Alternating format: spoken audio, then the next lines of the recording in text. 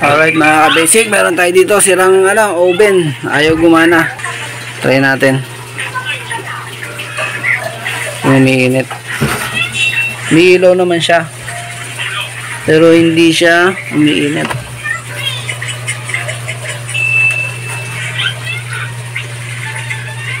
Hindi siya nagbabaga. Yun ang issue nito. Try natin gawin kung magagawa. A few moments later. Alright mga ka-basic, test natin kung filament niya, kung good.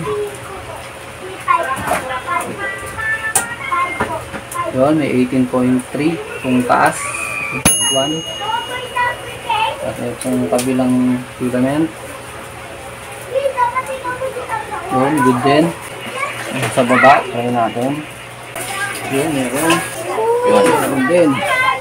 Wala namang putol. So, ang nakita ko dito, pan-checking ito, sira itong pinaka-control niya sa sa Celsius. Sira. Na-test ko siya nung pinagdidikit ko yung nandito. Iinit yung taas baba. Ito. Wala na, nasunog na. Kaya sunog na to. Papalitan to. Good naman kasi lahat ng motor, tsaka itong pampaikot niya dun sa yung manok, yung motor na to. Good din yung pan. Good din. Walang ibang sira kundi ito. Palitan natin. Ito pala yung tinetest ko mga ka-basic, tong filament. Kabilaan yan.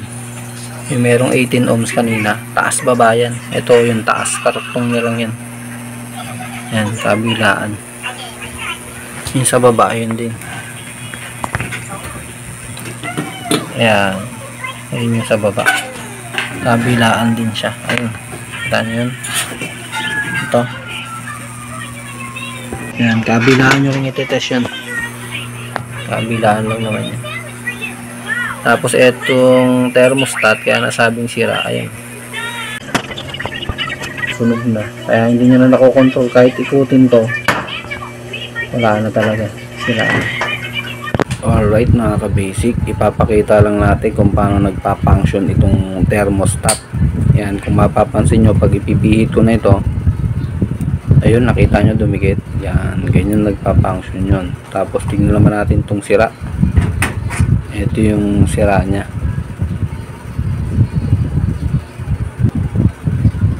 Ayan, kita nyo, hiwalay. Ayan no, hindi na dumidikit. Kiniskis ko na rin yan, pero hindi na talaga siya nagpa-function. Yan, hindi na nagdidikit. Wala, tsaka nasunog na rin, kaya hindi natin pwedeng ipilit ito na ibalik pa. At pagdikitin natin yon, yung dumidikit na yon, wala, hindi ubra. Kaya palitan na natin.